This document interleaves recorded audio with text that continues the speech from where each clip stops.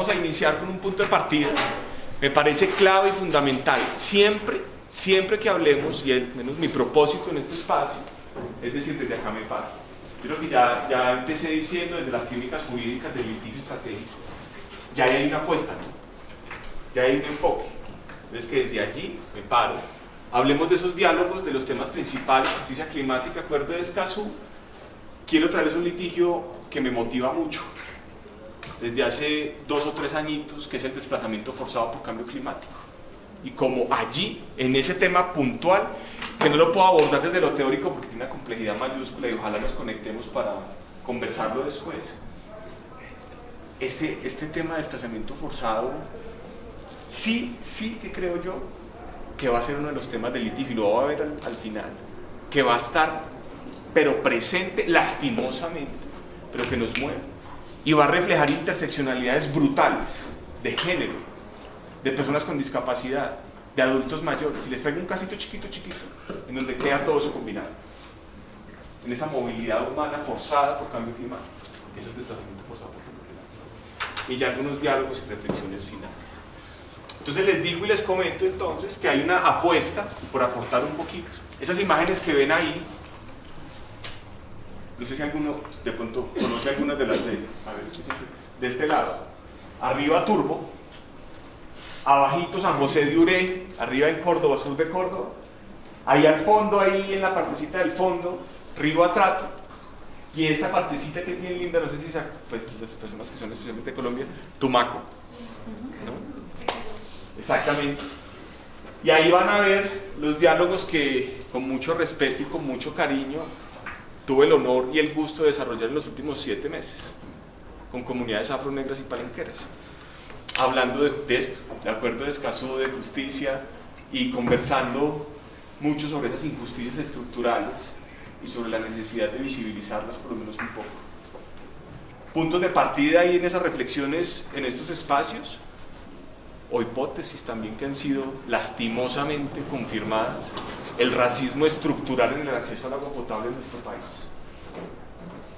Hablando con especialmente asociaciones de mujeres negras y afro, porque así están en sus asociaciones, reflejan esto, reflejan una serie de injusticias, una serie de vulneración de sus derechos sexuales y reproductivos brutales que quedan ahí reflejadas, que ojalá lo que les voy a brindar ahorita les dé un poquitico de herramientas y de, pues sí, de insumos para que también visibilicen esos derechos en donde estén. No sé, bonito ahorita que cuando nos tomemos la palabra o levantemos la mano, porque ojalá levantemos la mano ahorita para algunas reflexiones, pues mi nombre es tal y estoy haciendo otra cosa para poder conectarnos un poquito, porque lo ideal hubiese sido que nos presentáramos todos y todas, pero pues con lo poco del tiempo no nos da. Entonces siempre les traía esta experiencia que me ha honrado en el último tiempo, la clínica, una imagencita así chiquitita, y traje ahí a mis estudiantes ahí en la última aprobación del acuerdo de Escazú en el Congreso. No sé si se dieron cuenta del debate del acuerdo de Escazú, lo que pasó acá. Estamos ahí abajito y empezaron a salir como humo, y que estamos haciendo es que brujería. ¿Supieron eso? ¿No saben? Sí, estábamos por el fraile. Brujería. Y realmente era, pues no. Y sí, no. Bueno, no sé, o sea, pero sí, era para...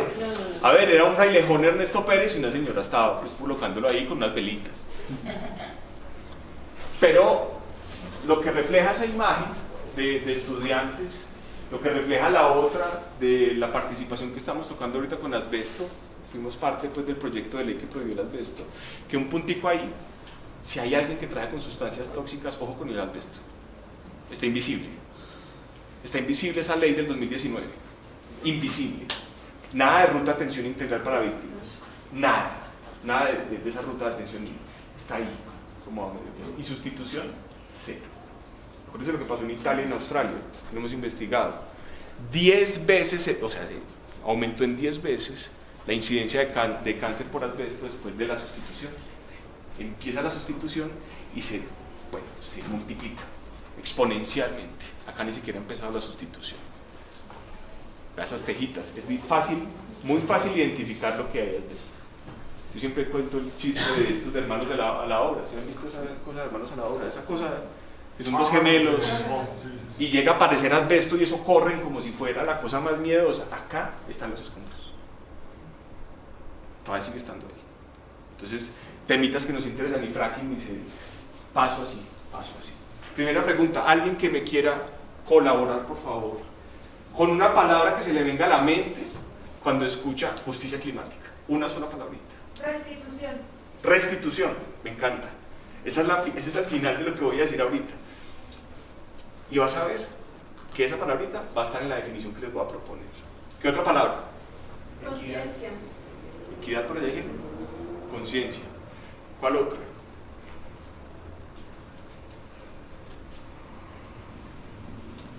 Pues yo creo y espero que en muchas de las conferencias y espacios que estuvieron acá, esta palabra haya salido, o este concepto haya salido, y haya salido. Estoy que saco, que me gusta, no sé, estudiar los sábados a las 9 de la noche, domingo también, que saco un hilo, por ejemplo, con temas de gobernanza. El plan de desarrollo habla de 4 tipos de gobernanza. ¿Y qué es esa vaina de gobernanza? Y creo que acá han dicho gobernanza en todas las presentaciones. Se vuelve hasta un fetiche. Todo es gobernanza, todo es justicia climática, todo es justicia ambiental. Pues empecemos a aterrizar esa vaina. Porque así también, que es el tema de hoy, invisibilizamos lo que tiene que ser visible. Esa interseccionalidad, esas opresiones y discriminaciones históricas. Porque todo es gobernanza, todo es justicia, todo es derechos humanos, y a nada le doy contenido, a nada lo especifico y lo llevo a esa realidad concreta. ¿Qué otra palabra se me viene con justicia climática? Bueno, y una cosa más compleja, justicia climática, que viene siendo un proceso, un modelo, una figura.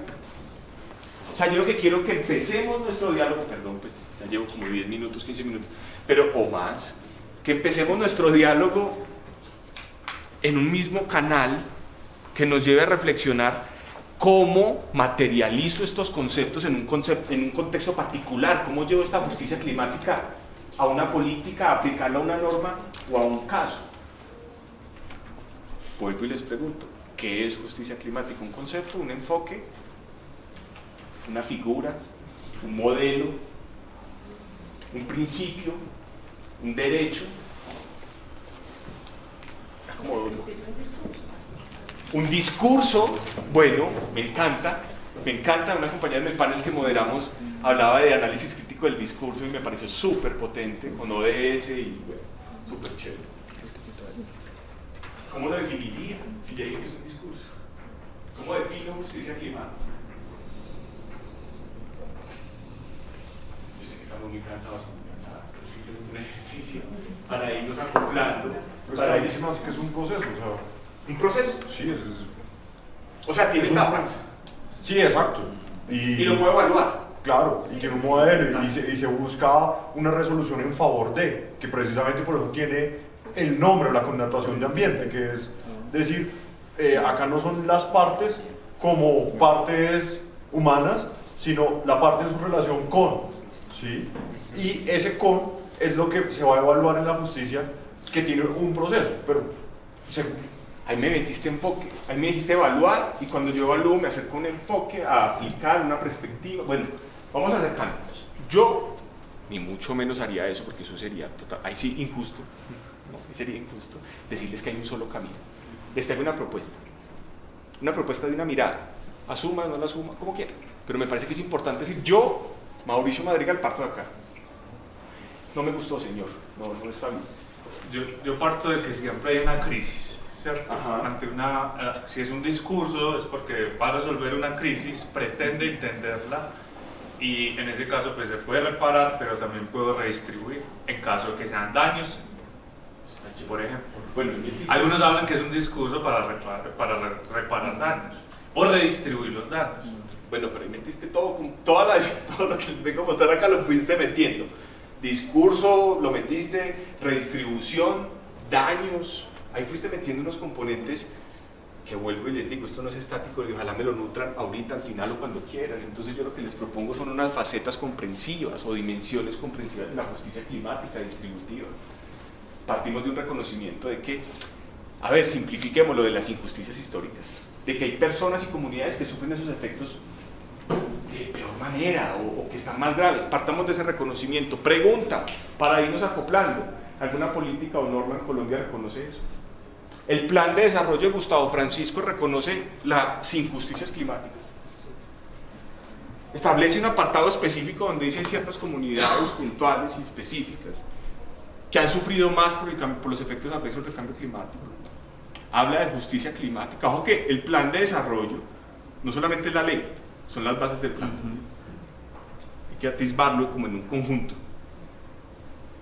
Es un derecho también. Y esta sí que va a ser una clave fundamental cuando hablemos de justicia climática. Una forma de materializar la justicia climática va a estar en esos derechos: acceso a la justicia climática y clima seguro como un derecho humano. Ahorita lo vamos a ver un poquito. Porque eso, ¿qué me va a generar, compañera? Me va a generar algo muy puntual: obligaciones específicas y puntuales que yo puedo exigir. Yo puedo decir, venga, yo tengo derecho a esto en materia de cambio climático, y es una obligación de derechos humanos, es un mínimo de dignidad humana, esto sobre el cambio climático. Ella empieza a materializar esa justicia climática, ¿o no? Pues bueno, es una propuesta, es una propuesta. Y la otra partecita, reparación, otra dimensión, ahorita lo vamos a desarrollar. Reparación integral por daños y pérdidas. Reparación histórica, hablamos de zonas, lo he escuchado mucho acá también, territorios de sacrificio, etcétera, etcétera, etcétera, etcétera. ¿Listo? Hay que reparar. ¿Qué me falta ahí? Ay, qué macho. Venga, venga, venga. Yo llevo varios años ahí, le soplé. Porque así, le soplé todo lo que hay. ¿Qué faltan esas dimensiones? A ver. La declaración. ¿Qué es lo que venimos a hablar? Pues un poquito. ¿Qué nos falta ahí? Entonces, distributiva, yo reconozco. Yo busco una forma de materializar y concretar esa justicia climática en derechos, en obligaciones. Pues yo no me puedo quedar en derechos y obligaciones, sino que tengo que hablar de reparación. Porque esto no es de ahorita, sino que es histórico. Pues yo estoy en Colombia, conflicto armado, histórico, inequidades, discriminación estructural, bioculturalidad. Hablaron ahorita con una gran maestra de derechos de la naturaleza, ¿no? Yo me le acerqué y somos parte del panel de expertos del Río Atrato, de la Amazonía, conversemos cómo es eso allá. Y se fue. Pero ahora ahí quedamos conectados un poquito a ver cómo hablamos. ¿Qué me falta entonces ahí? ¿No se va a repetir? Sí, esa parte, ay, esa repetición, no repetición, puede ser. Yo tengo una duda si la reparación puede incluir o abarcar lo regenerativo. Claro, porque reparación es un concepto meramente jurídico de derechos humanos, reparación integral, pero entonces yo también hablo de restauración ecológica. Hay una política de restauración ecológica a nivel nacional. No, también, claro. Entonces ahí me acerco a la anterior conferencia, ¿no? Y me podrían criticar, ¿es lo mismo justicia ambiental que ecológica? Y hay unas teorías de esto bien estructuradas, ¿no? Justicia ambiental más enfocada, por supuesto, en derechos humanos y en el ser humano, y justicia ecológica con una amplitud más diversa, más amplia. Ambas dos lo dejo ahí para que, solo como para hilar con la anterior conferencia. Derecho humano a un ambiente sano versus o con derechos de la naturaleza. No habrá tensión, dialogarán. Derecho humano al agua potable y saneamiento, derecho humano, mínimo vital al agua potable y saneamiento, fenómeno del Niño, sequía extrema, derechos del río. Para ponerle un poquito, es que el derecho al agua también me toca a mí un poquito ahí que lo hemos trabajado. Entonces, bueno, ¿qué me falta? ¿Los acuerdos o consensos? No sé. Pues lo que vamos a hablar hoy, las interseccionalidades y las soberanías. Es que eso no es plano. ¿Qué son las interseccionalidades? ¿Alguien lo ha trabajado? ¿Qué son las interseccionalidades? Mencionemos una. ¿Qué entendemos por interseccionalidad? ¿Qué refleja la interseccionalidad?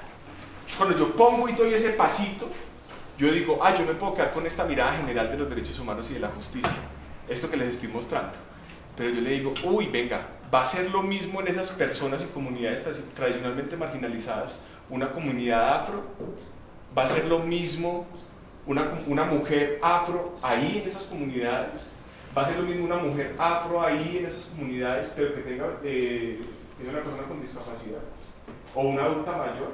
Y entonces también vienen las teorías de la interseccionalidad y me dicen, no sume, visibilice e integre, no sume, eso no es para sumar. No es como que no es una cantidad que usted va sumando y va sumando. Son discriminaciones estructurales e históricas que tengo que evaluar y analizar puntualmente cómo eso me genera una mayor injusticia y cómo genera una política pública o una norma o una obligación, volvemos al derecho, particular para garantizar y reducir esa injusticia. ¿Me entienden? No suma, no es cantidad, es visibilizar, es reconocer y es dotar de obligaciones específicas, dotar de garantías puntuales a esas comunidades. ¿Estamos un poquito ahí? ¿Sí? ¿Estamos ahí? Hay otra línea ahí de soberanías que sí que me ocupa. Les digo la verdad, tuve la tentación y yo dije, me voy para hasta las 9 de la noche, ¿entiendo? Pero dije yo, tuve la tentación de traerles la última intervención que presenté porque fue así, sobre bonos de carbono. Qué chicharrones. Y acá sí nos quedamos, oiga, qué chicharrón el que hay con los bonos de carbono en este país. Qué rollo el que está empezando con los bonos de carbono en este país. Y se ven que reglamentación de bonos de carbono en páramos, ni les cuento. Ni les cuento.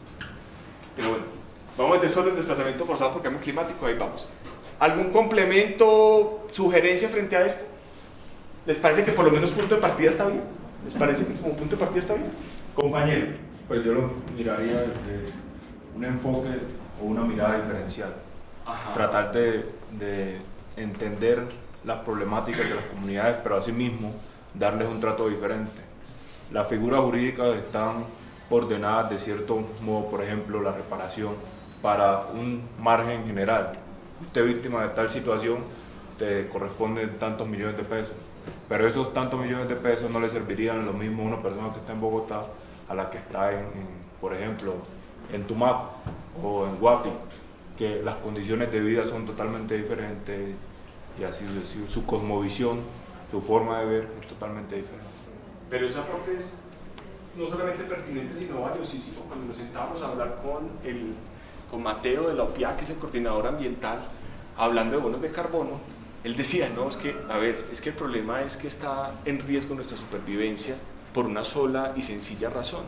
Nos ofrecen 16.000 millones de pesos a un resguardo por bonos de carbono que se los prefieren mañana. Acaban con la comunidad. O en Río Atrato. Vamos a descontaminar el río Atrato. Vamos a contratar a personas de quién sabe cuántos países para que descontaminen. Y no pueden consumir pescado en los próximos 5 o 8 años en lo que se descontamina el río Atrato. ¿Qué tipo de pescado, qué alternativas de soberanía alimentaria, cómo voy yo a manejar? Recomendación, ver este Atrato envenenado de la silla vacía, que tuvimos una participación bien interesante. Y ahí se refleja eso. Reparación para quién y cómo. ¿Y reparación desde dónde? Pues desde la comunidad que está siendo afectada. O sea, eso no es, le pagamos. ¿Cuánto es que es? ¿Cuánto fue? No. ¿Qué quieren y cómo nos integramos? En Turbo fue algo bien interesante, con un puerto, de propuestas específicas en torno a la consulta previa, de eso que estás diciendo. Cómo materializar un enfoque verdadero diferencial. La complejidad es que tiene que ser flexible. Una cosa ahí mismo, una cosa arriba, otra cosa es Tumaco, otra cosa es Amazonía. Y ese es el gran reto. Cómo flexibilizar esa medida, ese enfoque diferencial. Pero estamos con este punto de partida, ¿cierto? ¿Estamos, compañera?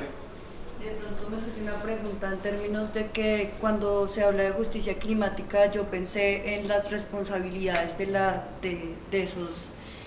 consecuencias de esa injusticia climática y veo que de pronto su merced pone en lo distributivo, en el derecho y en la reparación el énfasis en las víctimas, pero ¿cómo se podría reconocer aquí a las responsabilidades de pues digamos como esas injusticias climáticas y cómo hacemos pues para llamarlos a la justicia.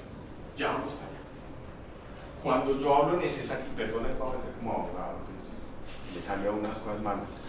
Entonces, cuando usted habla de derecho, necesariamente, correlativamente, habla de obligaciones. ¿De qué, perdón? Obligaciones. No para el derecho sin una contraparte. Entonces ya hemos pasado a obligaciones específicas y puntuales. Sí, claro. El gran vacío, que lo estamos viendo también con personas defensoras del ambiente en otros análisis latinoamericanos que estamos haciendo con clínicas, es que la empresa, el régimen privado, está muy estatalizada las obligaciones y no tanto para empresas, pero ya lo vamos a ver, ya lo vamos a explicar. Entonces partimos de allí. Esto sí lo va a pasar, compañera, esto sí lo va a pasar rapidito, porque si no ¿qué horas son ya? Ya deben ser para las 8. Pero esto sí lo va a pasar rapidito. No, ya que se puede oír. Lo va a pasar rapidito, pero para que tengamos ese punto de partida, compañera, por favor. No, solo quería como hacer hincapié en lo que dijo Caro, y creo que también las formas de denunciar son importantes, como este tema de reconocimiento de las cargas y de las personas que sufren. Creo que realmente da un enfoque muy victimizante. Y también como no me queda muy claro como en el ejercicio de un ejercicio distributivo y de reconocimiento de esas inequidades estructurales, además, que creo que falta un poco ahí, con la interseccionalidad, y al mismo tiempo con el tema de pensarnos la justicia climática como un derecho, como en relación a la soberanía. Y creo que sí, de pronto, no sé en dónde queda el tema de los actores, como que de nuevo hay un reconocimiento de las cargas, pero no de quiénes, como, cuándo, dónde, como eso. Pues, conectando eso, en la justicia climática, cuando se habla de obligaciones, le está atribuyendo el sujeto de obligaciones y derechos a quien lo genera o a quien lo reclama. Entonces, yo le entiendo que Acuérdense de verlo en el dialógico, porque lo más fácil y más sencillo, cuando nos fuimos para la primera cosa que me dieron en turbo, y me lo dijo Liliana, que aparece en el documental de La Silla Vacía, me dijo: ay, ustedes están expertos del río Atrato. ¿Usted es experto del río Atrato? Mira, acumulación por mercurio de toda mi familia 10 veces. Yo les planteé acá, mi compañera y Carolina y todos, acá estamos co-construyendo. Usted plantea, no, acá estamos planteando. Yo les dije: esta no es la verdad absoluta. Y gracias por ese comentario. Por supuesto, cuando yo hablo de derechos también hablo de autodeterminación. Y hablo de soberanía, por los pueblos indígenas y comunidades étnicas. Y por supuesto no puedo meter absolutamente todo ahí. Pero en el nivel de respeto, conocimiento e integración de los conocimientos que queremos tener acá, mire, yo propongo esto porque yo lo voy a integrar acá. Y lo mismo acá. Partimos de unas injusticias históricas para reconocer unos derechos que tienen dos dimensiones muy básicas: de acceso y de derecho sustantivo. Acceso, información, participación y justicia. Y derecho sustantivo, que ya lo vamos a ver: clima seguro. El derecho lo tienen principalmente ¿quiénes? ¿Quiénes son titulares de derechos? Las comunidades que estamos hablando ahí. ¿Y quiénes son los responsables? Especialmente los estados. Y les dije: hay un vacío, el hijo de mágica, que vamos a ver en las empresas. Pero brutal. ¿Listo? Entonces ya nos vamos a ir acercando ahí. ¿Sí? Pero, David, hay otro vacío y creo que no se ha tratado hasta el momento, y son los valores ecosistémicos. Okay. Estamos dejando de fuera todos los valores ecosistémicos. Aquellos, o sea, ¿cómo vamos a pagar cosas que hay actores que no tienen voz y no se están contemplando? O sea, si una comunidad pierde el río, pues pierde la condición de alimentarse, pero si una ave pierde un árbol, pierde la condición de vida, y eso siento que no está siendo, o sea, lo estamos viendo desde el punto humano.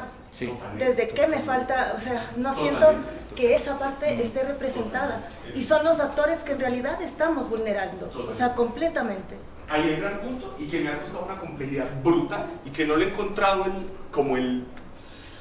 jurídicamente hablando. Ahorita estamos elaborando una intervención ante la Corte IDH, por lo que Gustavo Francisco y Boric enviaron en enero, no sé si ustedes saben, que fue: díganos los países qué obligaciones tenemos frente a la emergencia climática. Gustavo Francisco y el presidente de Chile hicieron eso. Y uno de los apartados específicos que nos preguntaron es: ¿cómo se relaciona la emergencia climática con los derechos de la naturaleza. Pero es que ahí tampoco estamos hablando No, de no, los derechos pues, de la naturaleza, pero una vez más, en los derechos de la naturaleza y la pérdida de biodiversidad. Nos hemos pasado todas las charlas escuchando dentro de los numerales que están la pérdida de biodiversidad, pero no está representada. Está perdiendo representación cuando es un eje. Yo siento eso. No sé si alguien más lo siente igual. Sí, y siento que falta, por eso, desde que estamos pensando justicia climática en este gobierno con Gustavo Francisco, es establecer unos territorios, y son estos territorios que son sensibles ambientalmente, son sensibles, y no por eso quedaron estos 13 territorios que son los páramos, la Amazonía, el Valle de Atriz, Cartagena, porque en verdad son territorios sensibles, no solo, pero porque son la base, porque haberlos modificado y haber hecho esta injusticia con estos ecosistemas hace que las comunidades se perjudiquen de ese daño, pero es como la base natural. Yo siento también que es muy... Claro, y es un punto, compañera, y es un punto clave en donde nos paramos acá, que es que estamos esperando cuando hablamos de justicia climática de acuerdo de Escazú y el complemento de interseccionalidad. Si estuviéramos hablando, reitero, y por eso lo puse sobre la mesa, de justicia ecológica, de otras miradas, yo te paro y te digo, pero hasta luego. No te estoy tocando el tema que es. Mi propósito acá es, y como se los dije, dotemos un poquitico de justicia climática desde una mirada de derechos humanos para poderlo acoplar al acuerdo de Escazú. Y por eso dije, mi propósito esencial es que las personas salgan de acá diciendo, el acuerdo de Escazú dice esto, se aplica cambio climático en esto, y hay unas interseccionalidades claves que puedo articular y que puedo definir. De ahí de qué me puedo pegar, de ahí que puedo yo sacar más allá, ese aporte tuyo es clave. No es suficiente el acuerdo de Escazú, no es suficiente esa mirada, justicia climática. Me brindó una base, pero no es suficiente. Entonces, ¿cómo la transformo y aquí dónde me meto? Comprensivamente, cuando yo llegué, se los digo, en los 7 viajes me dijeron lo mismo. Llegando a Turbo, llevando a San Basilio de Palenque, a San José de Ure, siempre fue lo mismo. Colocaba la mirada del marco jurídico ambiental colombiano y me decían, ¿eso para qué sirve? ¿Para qué me pone eso ahí? ¿Para qué me pone eso ahí? Eso no sirve para nada. Y yo le dije, porque llevan 100 años aplicando eso en su perjuicio. Simplemente les pido, por favor, que lo conozcamos un poquito y armemos una estrategia para empezar a defender lo mínimo y lo básico. Entonces yo estoy de acuerdo con que se necesita una mirada más amplia. Cuando vamos a estos 7 recorridos y las mujeres me dicen, a mí no tenemos agua de nada, y armamos una tutela y decimos, yo sé que es estructural y yo sé que es así, pues tenemos que empezar casi que con lo básico, con la acción inicial, con la reestructuración para ver si llegamos hasta lo más. ¿Saben qué me respondieron en la última demanda? Solicitando el mínimo vital de agua para 600 familias en Boca de la Trata. Hay cosas juzgadas por la sentencia del Río Trata. Eso no aplica, eso no puede exigir. Cosa juzgada en toda la cuenca y zona hidrográfica del Río Trata. Usted no me puede pedir mínimo vital de agua potable para estas 600 familias. Entonces toca que ir hilando. Estamos otra vez, ¿vale? Con ese objetivo básico de lo que es la charla, de comprender un poquito y forzar ese acuerdo de Escazú para que nos sirva, ¿vale? ¿Listo? ¿La interseccionalidad está entre el reclamante del derecho de la comunidad? O sea, ambiente, funcionalidad, comunidad como la reclamante. interseccionalidad está dada por aquellas discriminaciones y opresiones históricas que han sufrido ciertas personas. Ajá. Tradicionalmente han sido cuestiones de género, étnicas, y surgen otras para el contexto ambiental particular, asociadas con personas con discapacidad, adultos mayores, que va a ser al final, que no sé si no te entiendo. Claro, pero como eso es la protección al actor, entonces... Al ser humano en general, al que está sufriendo esa vulneración de derechos. Sí, sino que mi pregunta es, ¿aplica para actor individual que reclama o para actor individual que igual pertenece a una comunidad y tiene, pues, solicita un amparo de un derecho común o la conexidad de mí como de miembro de esa comunidad, no para mí. Todas. El derecho humano es para todas las personas. Lo que hay que fijarse es el nivel de vulneración.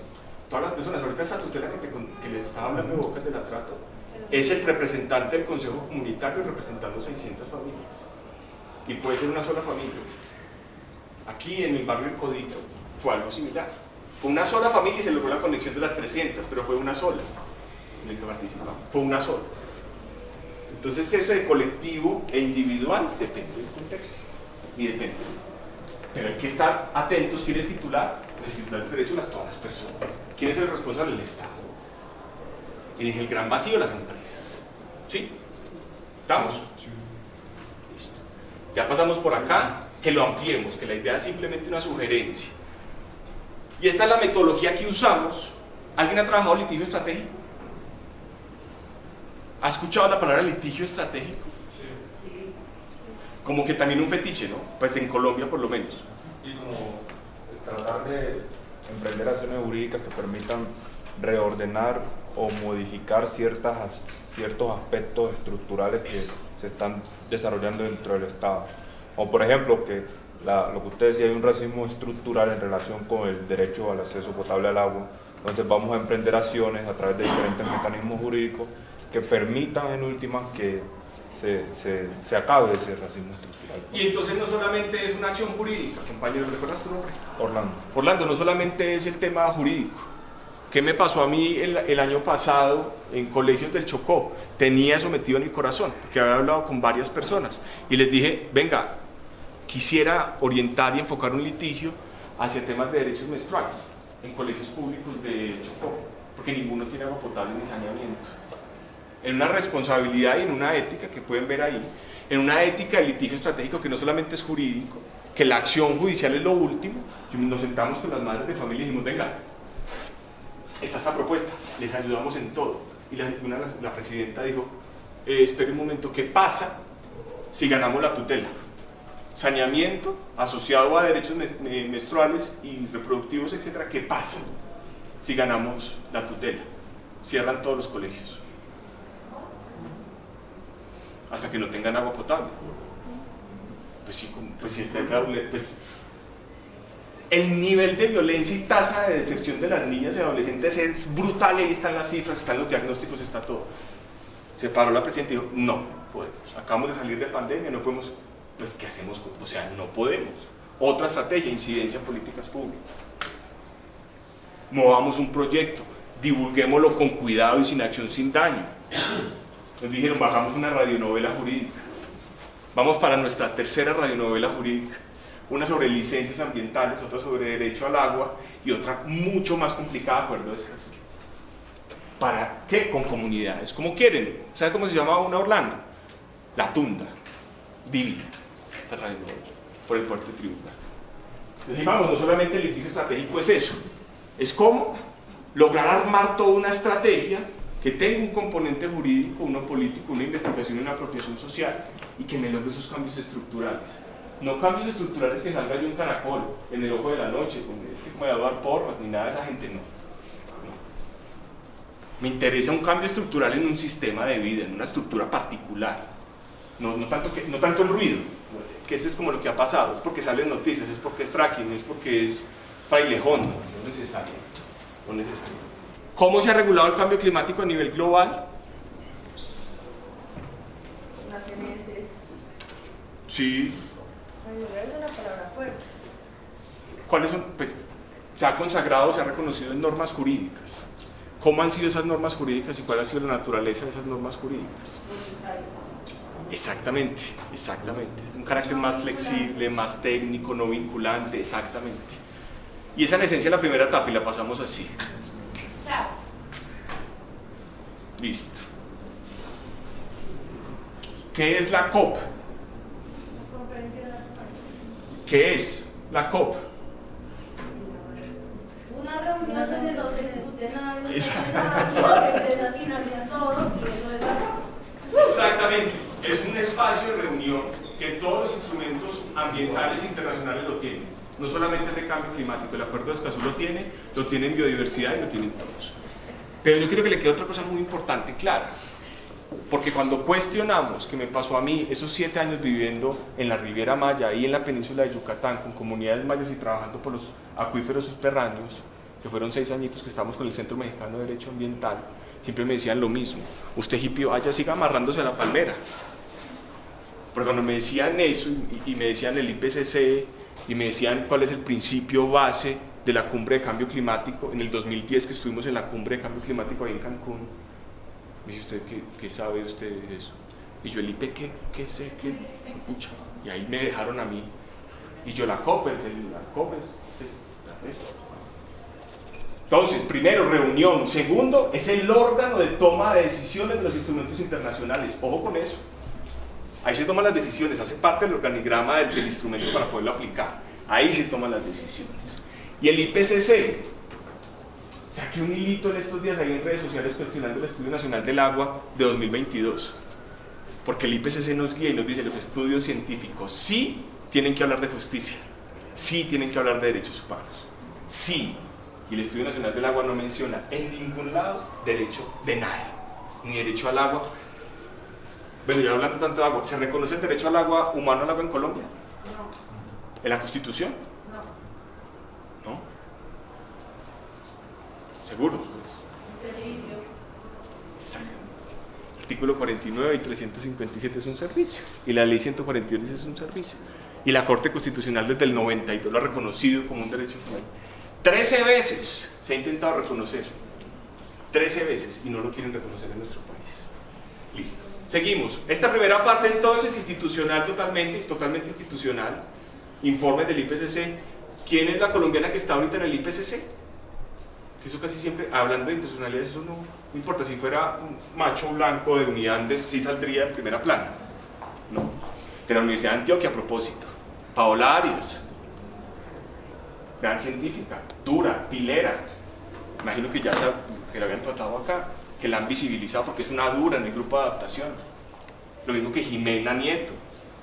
Revisó el Acuerdo de París y revisó los ODS jurídicamente. Pero vuelvo y les digo, no está el machito de Uniandes ahí, blanquito, apareciendo. Grandes mujeres que se han estado ahí y que hay que visibilizar. Entonces, ojo, segunda etapa, me vincula el cambio climático con los derechos humanos. ¿Cómo se vincula el cambio climático con los derechos humanos, compañero? Compañera, ¿cómo se vincula? ¿El Acuerdo de París reconoce el nexo cambio climático y derechos humanos? ¿Sí o no? Sí, sí lo reconoce. Pero no lo aplica, pero no lo aplica. Y lo reconoce por allá, miren el preámbulo. Aparte de ser un instrumento poco vinculante porque establece la senda cíclica, pues eso no viene siendo pues mayor cosa y ya lo hemos hablado acá, pero va a ser una base importante. Ya está trabajando la Defensoría del Pueblo en nuestro país para publicar el primer informe de cambio climático y derechos humanos, por primera vez. Y hemos estado trabajando desde la clínica también con eso. Se empieza a establecer. ¿Cuál es la noción? Por favor, cuestiónela y que eso nos va a ayudar, porque es que yo vuelvo y le repito, es que yo no vine acá a decirles esto es así. Vine a preguntar, a cuestionar, yo tengo esta mirada, tengo esta parte, he estado estudiando esto, escruquémosla. ¿Cada que me dice Naciones Unidas que hablemos de clima seguro como derecho humano? ¿Cuál va a ser la primera? Ojo que eso es lo que está permeando la normatividad internacional y los litigios climáticos. Clima seguro como derecho humano. ¿Qué es clima seguro? ¿Cómo hago exigible clima seguro? Me dice, es que no. Váyase para el Acuerdo de París que él dice que es clima seguro. ¿Qué pasó en junio? ¿Tuvimos clima seguro? ¿Vieron las noticias del mes más? Todas estas vainas. Los 30 días más calientes de la historia de los últimos 100.000 años de la Tierra en una semana. Me voy y me dice 7 obligaciones de derechos humanos para el clima seguro.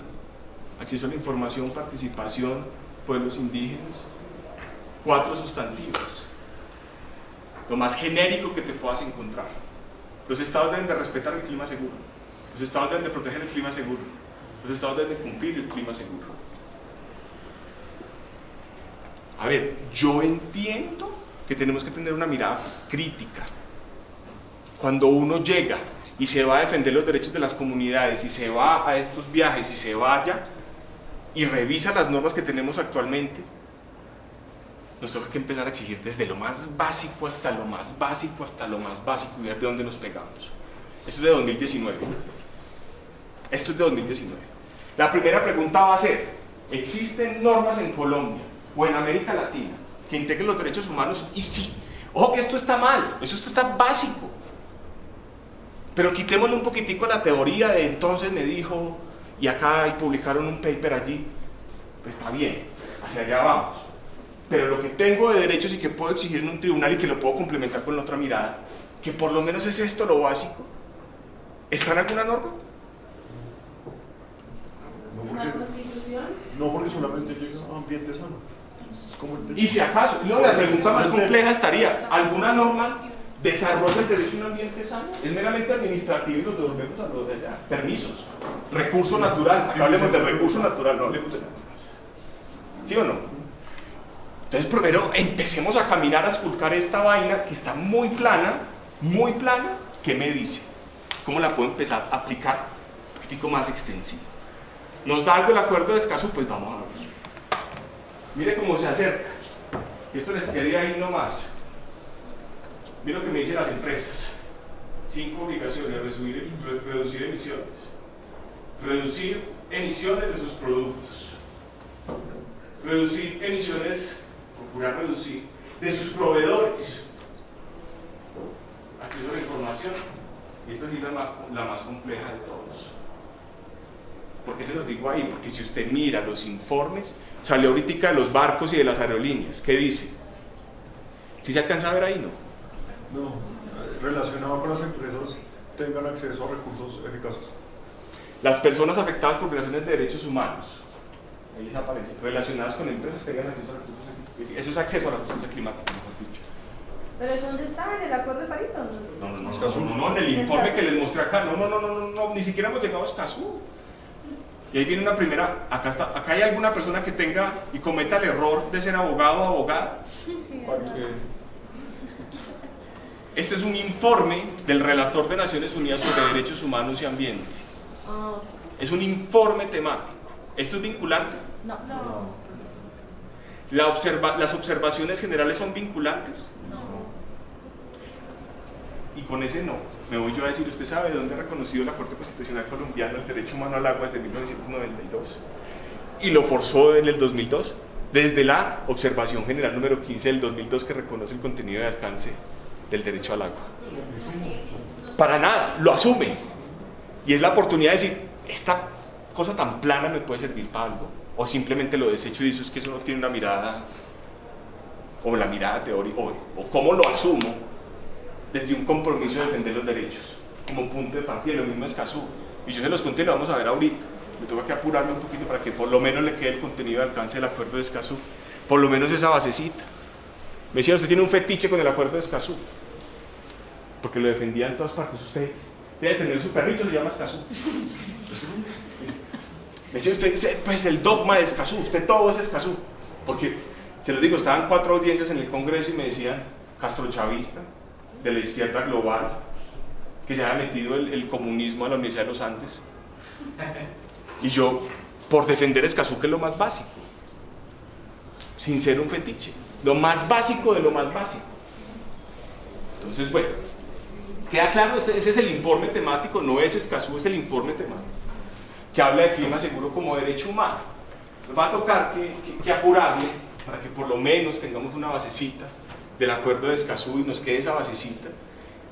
Por favor, lean, atisben, esculquen como quieran esta resolución de la CIDH. Por favor, compromiso acá. Denle una atisbadita. Tuve el gusto y el honor de conocer a Soledad García en el encuentro de la Corte Constitucional hace 6 meses. Una mujer maravillosa que nos explicó esta resolución así. Mire lo que me habla y lo empieza a aterrizar. ¿Sabe qué me habla de esta resolución? Me vincula a soberanía alimentaria y campesinado con la emergencia climática. Mira, empieza a aterrizar más. Es informe temático por allá. Me dice: ojo. que el campesinado es sujeto de derechos, etcétera, etcétera, etcétera. Me habla de derechos de la naturaleza, cosa que ni siquiera se mencionó en el informe, o sea, eso no, en el informe de Naciones Unidas, eso no existe, en ese informe. Acá se acerca, y fue la primera pregunta que nos hicieron. Oiga, profe, ¿genera alguna obligación los derechos de la naturaleza? ¿Cómo se vincula con la emergencia climática? ¿Qué pasa con eso? De pronto en otras disciplinas es muy fácil, pero a nivel jurídico, qué chicharrón para poder determinar eso. Llevamos 5 años solicitándole a la Corte Constitucional de Colombia una sentencia unificada sobre los derechos de la naturaleza. Estamos participando ahorita, desde hace mucho tiempo, pero ahorita está más álgido el debate con los hipopótamos, por ejemplo.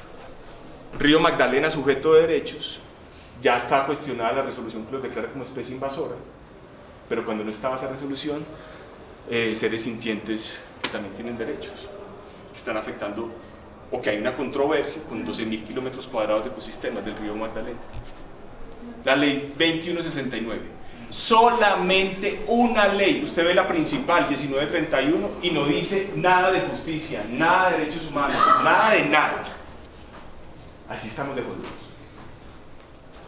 Así estamos de jodidos. Entonces, la pregunta es, venga, ¿cómo le damos una esculcadita ahí? Yo hasta les había hecho dibujos bonitos, vea, uno siendo abogados, no. Vea, todo el recorrido de Quescazú va más allá de lo que pasó con Ernesto Pérez y toda esa brujería. Exactamente, va a tocar. ¿En qué estamos? Ya presentamos esta semana desde la clínica jurídica la intervención. Estamos en sede de Corte Constitucional. En 6 meses sale la sentencia de constitucionalidad. Van 5 intervenciones en contra del acuerdo de Escazú. Las grandes firmas de abogados de nuestro país, el nombre que tiene la sala de simulaciones de la Facultad de Derecho, ese nombre es de una firma. Esa firma está en contra del acuerdo de Escazú, por ejemplo. Y ahí estamos nosotros intentando posicionar esto. Mire lo que es el acuerdo de Escazú. 75 obligaciones de derechos humanos. De acceso a la información 31. De participación 17. De justicia ambiental 16. De personas defensoras del ambiente 3. Y abajito dice fortalecimiento de capacidades 8. Y me dice, si usted no tiene acceso a la información no puede participar. Si no participa no hay justicia ambiental. Y los que participan y buscan más la justicia ambiental son las personas defensoras del ambiente. Y son las que la están matando por eso, por esta obra. Y habla de entorno seguro y propicio y de muchas vainas. Eso es la base del acuerdo de Escazú. Esa basecita, 75 obligaciones de derechos humanos. Pisos mínimos de derechos humanos, mire la definición arriba. Lo único que busca el acuerdo de Escazú es lo más básico, es decir, cumplamos la normatividad, que es el gran problema. A partir de ahí empecemos a pensar en otras figuras y categorías. Empecemos por cumplir lo básico. ¿Listo? Eso es, se acabó la pila. No. Ya seguimos. Les traía más cosas, dibujos que no son míos, pero que son de otras personas. Cada derecho explicadito. Mire, cada derecho explicadito. Lo mismo acá en participación, ¿cómo se concreta eso? ¿A qué tengo derecho yo cuando hablo de participación? Ahí le habla de todo, ahí dice, manejo observaciones, que ese libro tan bonito de Gloria Amparo, tú participas, yo participo y otros deciden. Ahí se lo explica, cómo puede exigir, manejo observaciones, deliberación, todo está ahí, de eso íbamos a hablar un poquito. Yo espero que nos volvamos a encontrar en otro punto, en otro momento. Llegue mañana a las 7. Justicia también, les puse ahí, mire, 16 obligaciones, todo lo que me dicen. Entonces, ¿por qué dicen que el acuerdo de Escazú es regresivo para el país? Porque no lo están interpretando bien, solo están mirando la partecita de acceso a la información, en donde establece que el plazo es de 30 días y no de 10 días. Y no están mirando los principios que dice, si hay normas más garantistas en el país, se aplican. Y esa es la base. Cuando uno dice, y yo también digo, yo no tengo un fetiche con Escazú, estuve en la negociación 2012, 2014, 2015, y fui a Costa Rica a la negociación, y decíamos, eso es una cosa mínima. Pero cuando nos respondían desde la CEPAL, nos decían, usted está en Colombia, usted está en Chile, usted está en Argentina, en Barbudas, en Panamá, yo no sé qué, eso ni existe. Eso ni existe. Por eso está este principio. Y por eso el acuerdo de Escazú no es para Colombia solamente. Pero me dice algo que no tenemos nosotros ahí, por ejemplo acá. Gratuidad en las pruebas por daños ambientales. Eso no es regresivo. Procedimientos específicos y conocimientos particulares de los jueces para que decidan sobre derecho ambiental. Eso no es regresivo, se lo puedo aplicar. Me habla de transparencia activa.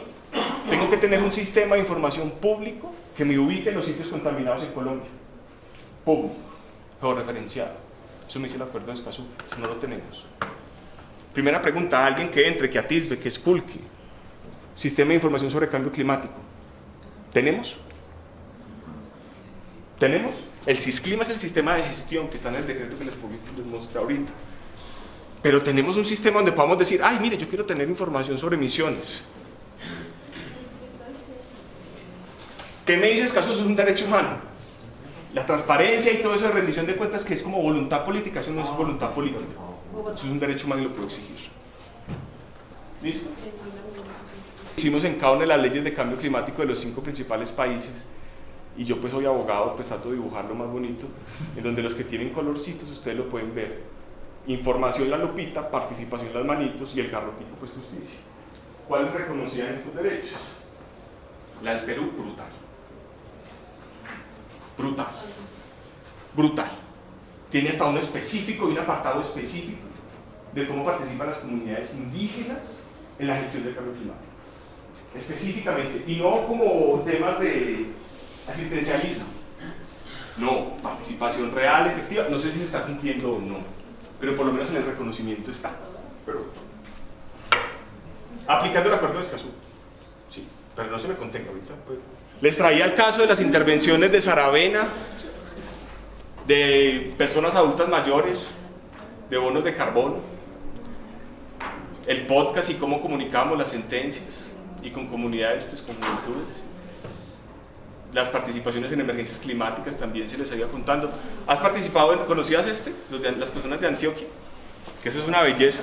El IPCC de Antioquia, el IPCC de Medellín, el panel interbarrial de cambio climático, de gestión comunitaria del riesgo, del movimiento Laderas, donde hemos trabajado. Brutal el ejercicio que hacen.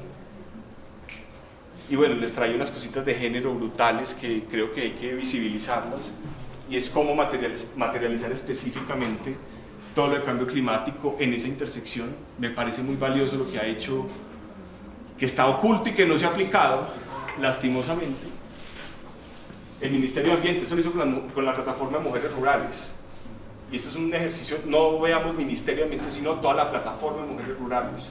Esto es para el sector de agricultura. Miren los indicadores para aplicarlos a políticas públicas. Miren la amplitud y la importancia de los mismos. Eso es concretamente cómo aplicarlo a casos particulares y medidas. Estas guías y herramientas están ahí metidas y hay que esculcarlas, hay que visibilizarlas.